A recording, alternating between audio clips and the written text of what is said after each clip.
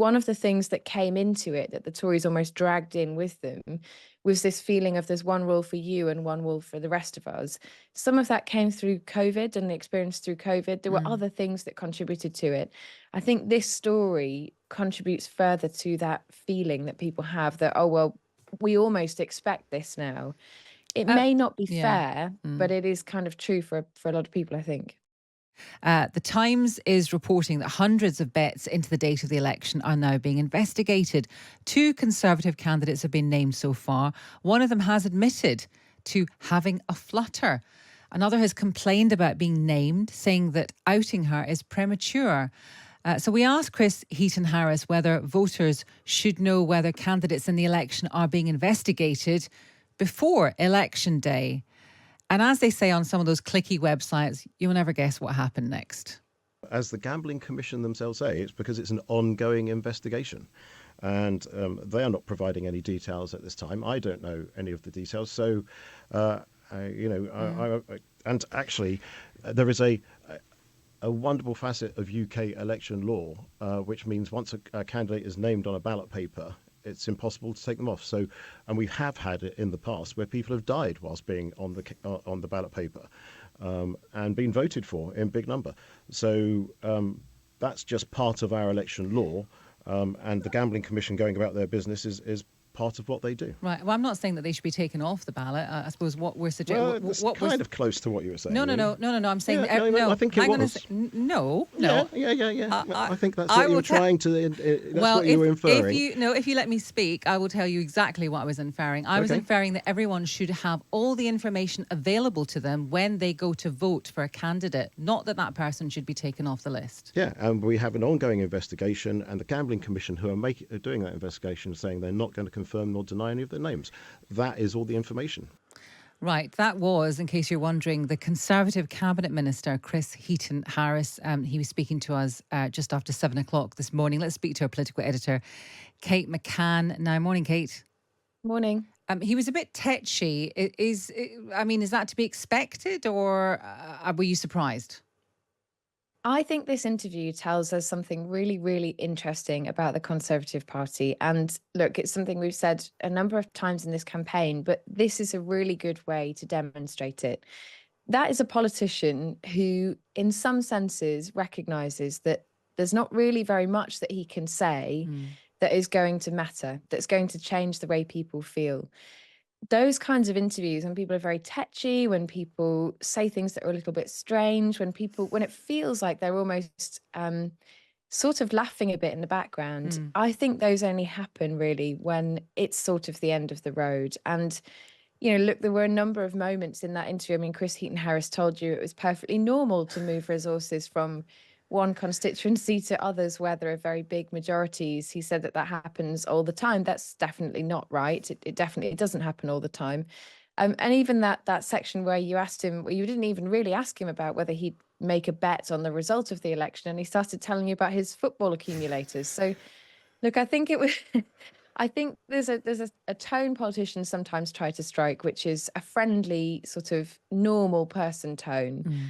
And then there's the type of interview where people just feel like, well, it doesn't really matter what I say because it's sort of a foregone conclusion. Yes, I think that's a really good summation of it, because Kate, I didn't understand what was going on, but you made me feel a bit better about it, because it felt slightly surreal.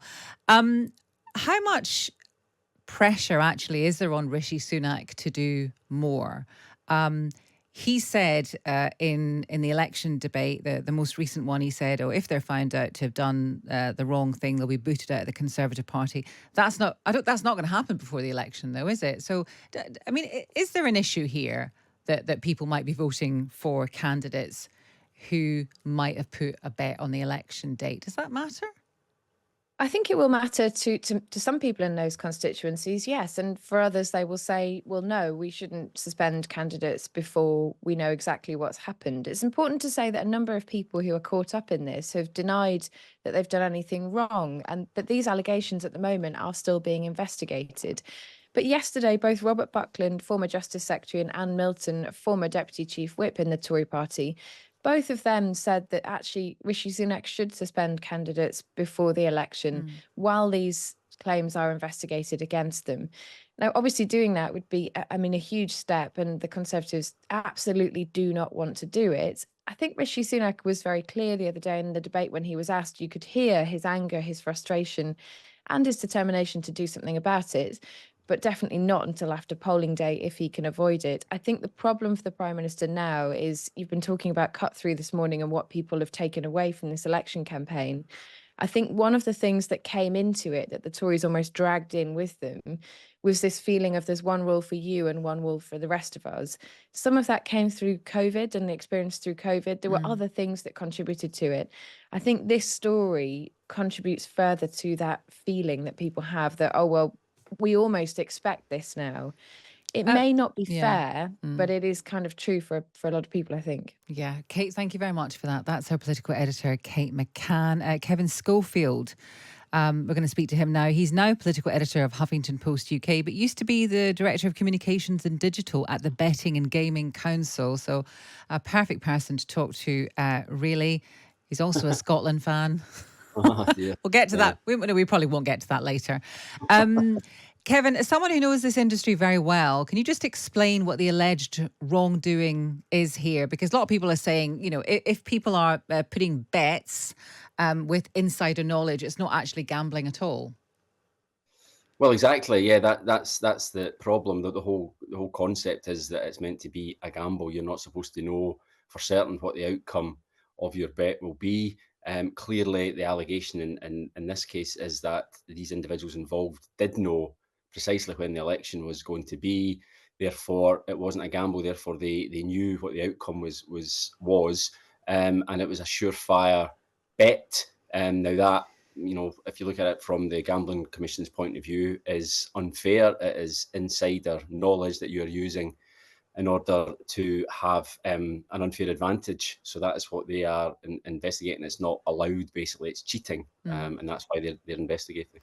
So hypothetically then, if for some reason, there is a graph, isn't there? You've probably seen it online where not very many bets. Oh, all of a sudden lots of bets on a particular day. So that obviously raised suspicions. If someone with political contacts, or someone who is a candidate or politician, whatever, if they are found subsequently at some point after the election to have put a bet on July the 4th being the election date, long before it was announced or before it was announced, that is a crime.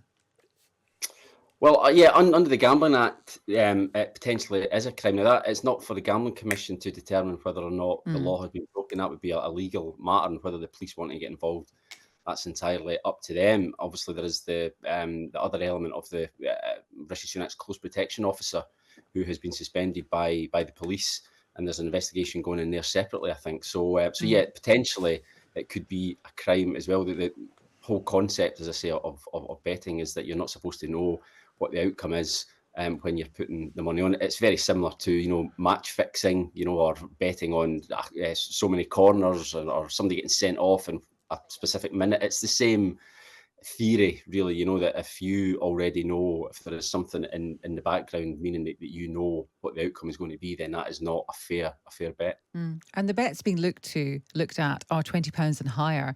A lot of them, there's not a lot of money involved, and presumably, if you're in that position, you can't put too much money on because it looks really suspicious. I mean, it looks suspicious anyway because the number of bets that now. But if you had put, I don't know, £500 on it, the alarm bells presumably would have been ringing. That would, yeah, absolutely. That would certainly put up a red flag. I mean, I think the Guardian, in their initial report on Craig Williams, seemed to suggest that he'd put £100 on, which is a huge bet, really, in political terms. So that in itself would certainly set alarm bells ringing. So, and as you say, the sheer quantity, judging by that graph, the sheer quantity of bets that went on in the days prior to Rishi Sunak making his announcement would certainly indicate that prior knowledge was involved. Okay. Kevin, thank you very much for talking to us. That's Kevin Schofield. He's political editor of Huffington Post UK, also former director of communications and digital at the Betting and Gaming Council.